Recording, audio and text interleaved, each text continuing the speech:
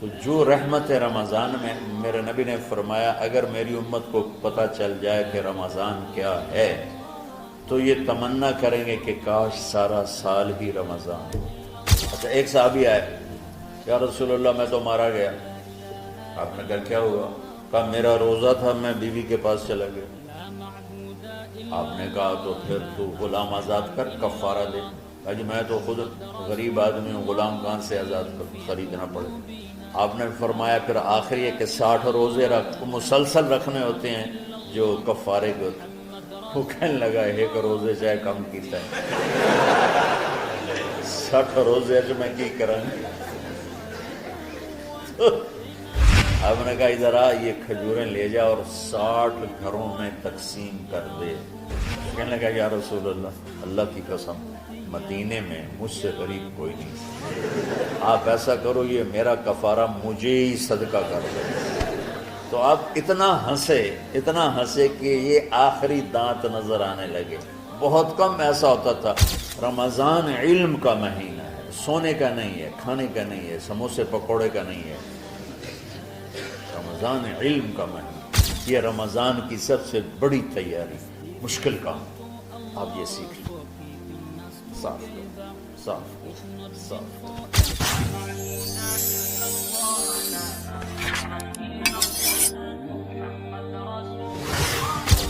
سارے مہینوں کے نام عربوں نے رکھے، محرم، صفر، ربیع الاول، ربیع الثانی، جمادی الاولی، جمادی الثانی، رجب، شعبان، رمضان، شوال، ذوالقعدہ، ذوالحج۔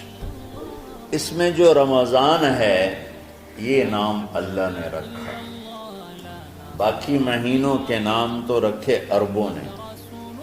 پھر ان کی زبان پہ اللہ لایا رمضان، چونکہ ابھی تو دنیا بھی نہیں بنی تھی اور اللہ نے قرآن کی تلاوت فرمائی تھی، تو اس قرآن میں تھا شہر رمضان الذی انزل فیہ القرآن۔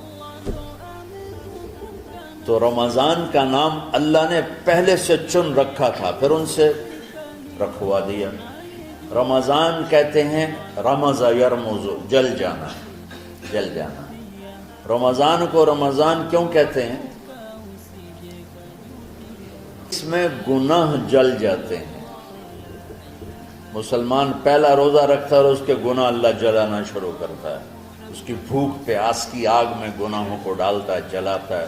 آخر 29 رمضان یا 30 رمضان آخری رات اللہ تعالیٰ اس کی پچھلے سال کے سارے گناہ معاف فرما دیتا ہے۔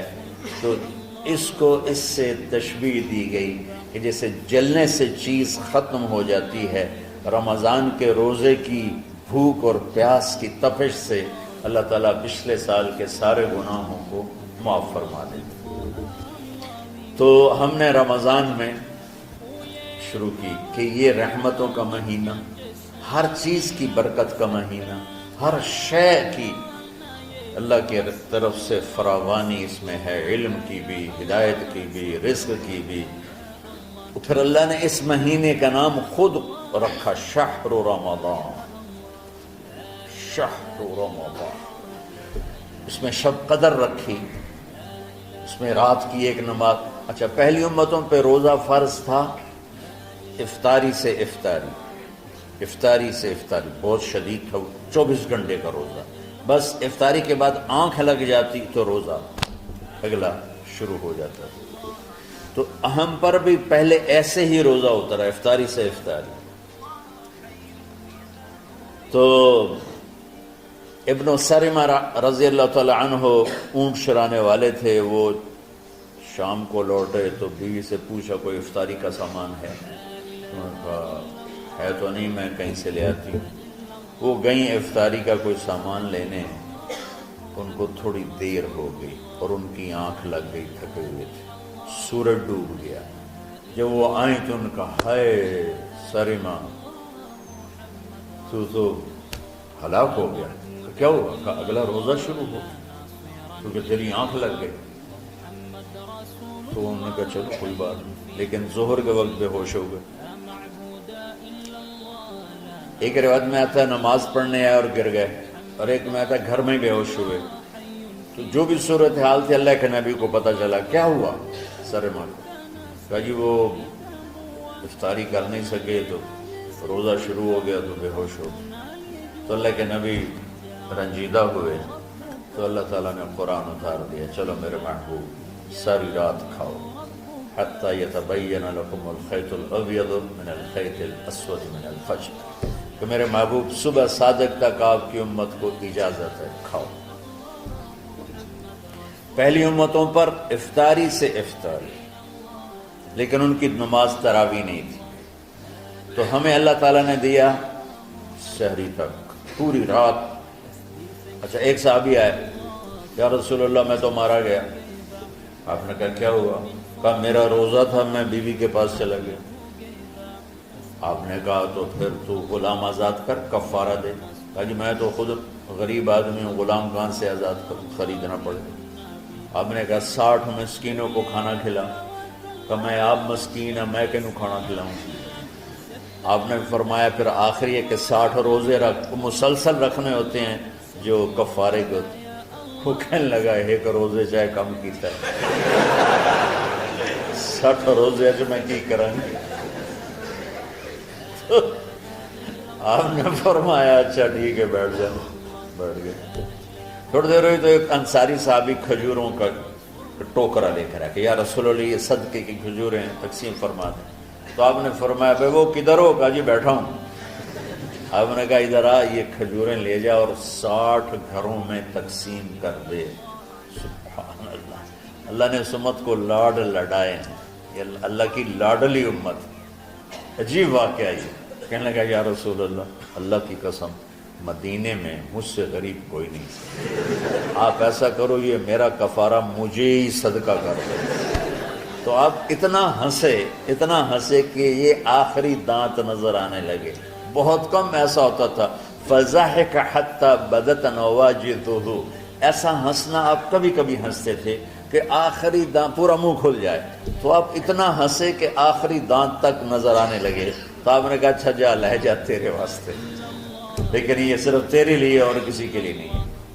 تو جب ایسی خیانت ہوئی تو اللہ تعالیٰ نے دوسرا حکم بھی اتار دیا، باشروہن، کہ تمہارے لیے بیوی بھی حلال ہے، کھانا بھی حلال ہے جب تک صبح صادق نہیں ہو جاتی۔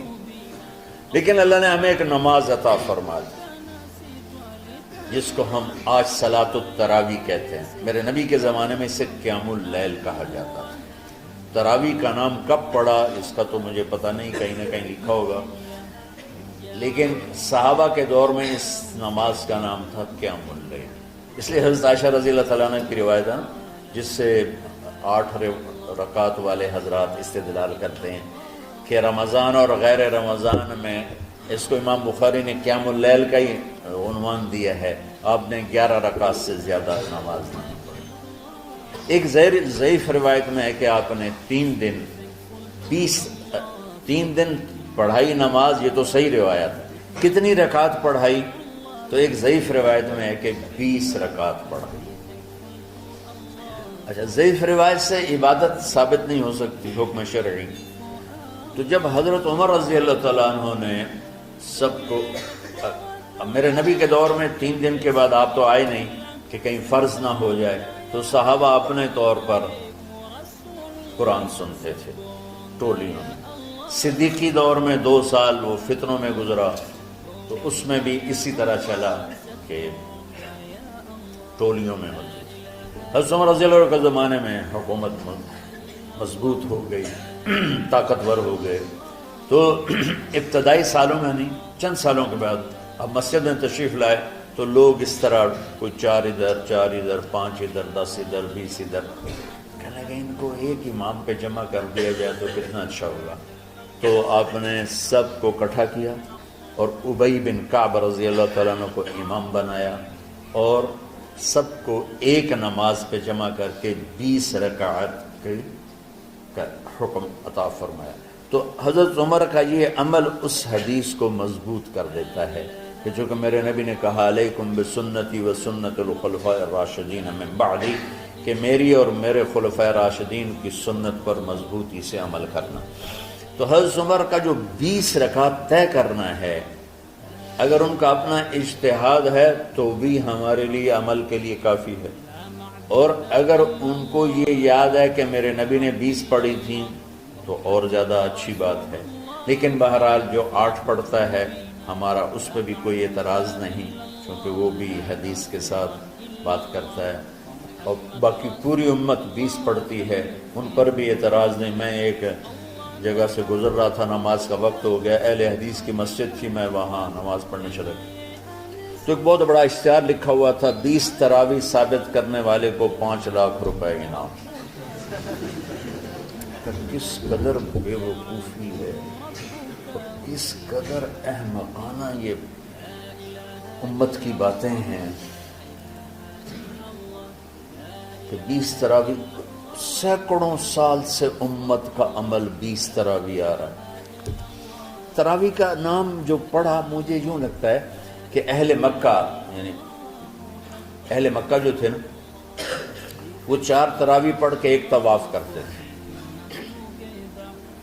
تو وہ آرام کے لیے ہوتا، ترویحہ آرام، تھوڑی دیر کا آرام، تو 4 تراویح کے بعد ایک طواف کرتے تھے، وہ چھوٹا سا طواف 10 منٹ میں ختم ہو جاتا تھا، اور پھر 4 تراویح پڑھتے تھے، پھر طواف کرتے تھے، پھر 4 پڑھتے تھے، پھر طواف کرتے تھے۔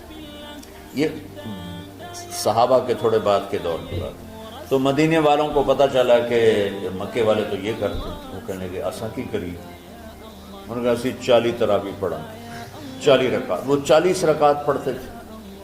تو نوافل میں کوئی سختی نہیں کہ بھائی 8 سے زیادہ نہیں پڑھنی، بدعت ہو جائے گی، اور 20 پڑھنا بدعت ہے، یہ سب جہالت کی بات ہے۔ اور یہ 8 پڑھ رہے ہیں یہ غلط ہے، یہ بھی حماقت کی بات ہے۔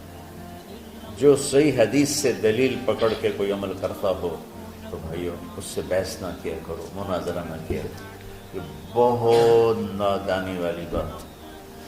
آج کل جو یہ ہمارے افطاری کے اوقات ہیں، یہ سورج ڈوبنے کے بھی 2-2.5 منٹ بعد کے ہیں کہ احتیاطاً، ٹھیک ہے چلو احتیاط کر لو، کوئی مسئلہ نہیں، لیکن اصل ہے ادھر چونکہ اب سورج ہمیں نظر ہی نہیں آتا ہے، اس طرح ہم گھرے ہوئے ہیں شہروں میں، دیہاتوں میں بھی اب اس طرح کا ماحول ہے کہ وہ نظر نہیں آتا ہے، تو بہتر کہ ادھر سورج غائب ہو، ادھر لک معموم میں جائے، لیکن یہ تب ہے جب آپ نظر آ رہا ہو۔ اب جب آپ یہاں بیٹھے ہو حسنین میں تو یہاں تو کوئی سورج نظر نہیں آئے گا، یہاں تو مینار ہی نظر آئے گا، تو لہٰذا احتیاط ٹھیک۔ ہمارے اہل حدیث بھائی وہ 2 منٹ پہلے ہم سے افطار کرتے ہیں، وہ بڑی اچھی بات ہے کہ سورج کے غروب ہونے کا جو اصل وقت ہے اس کے ساتھ ہی افطار کرنا۔ اور سحری میں ایک واقعہ سناتا ہوں، آپ سحری کھا رہے تھے، بکرے کی سری پکی ہوئی تھی، تو مولا علی رضی اللہ تعالیٰ عنہ اور رباز بن ساریہ رضی اللہ تعالیٰ عنہ آپ کے ساتھ کھانا کھا رہے تھے، تو حضرت بلال ہے، یا رسول اللہ وقت ختم ہو گیا ہے، میں اذان دینے جا رہا ہوں، آپ برائے مہربانی کھانا پینا بند کریں، اور یہ کہہ کر چلے گئے۔ چھت، ایک انصاری عورت تھی، اس کے گھر کی چھت پہ چڑھ کے اذان دیتے تھے، چڑھنے لگے تو پھر واپس آئے کہ دیکھوں اللہ کے نبی نے کھانا چھوڑ دیا یا نہیں، آ کے دیکھا تو وہ کھا رہے تھے، انہوں نے کہا یا رسول اللہ واللہ لقد اصبحت، یا رسول اللہ اللہ کی قسم سحری کا وقت ختم ہو گیا، صبح ہو گئی، تو آپ نے ہاتھ پیچھے کر لیا، کہہ رہے تیرا بھلا ہو بلال، ابھی وقت باقی تھا، تیرے قسم کھانے پر اللہ نے اس کو پہلے نکال دیا کہ تیری قسم کہیں جھوٹی نہ پڑ جائے۔ تو حضرت علی نے فرمایا کہ اگر بلال قسم نہ کھاتے تو جب تک میرے نبی کھاتے رہتے صبح صادق نہیں ہونی تھی، تو بالکل آخری وقت میں آپ کھاتے تھے تاکہ کم سے کم وقت امت پہ بھوک کا آئے۔ تو اللہ تعالیٰ آپ کے علم میں برکت دے۔ رمضان علم کا مہینہ ہے، سونے کا نہیں ہے، کھانے کا نہیں ہے، سموسے پکوڑے کا نہیں ہے، رمضان علم کا مہینہ۔ تو اب جب دوبارہ تھوڑا سا موسم ٹھنڈک کی طرف گیا اور رات کچھ تھوڑی لمبی ہونے لگی تو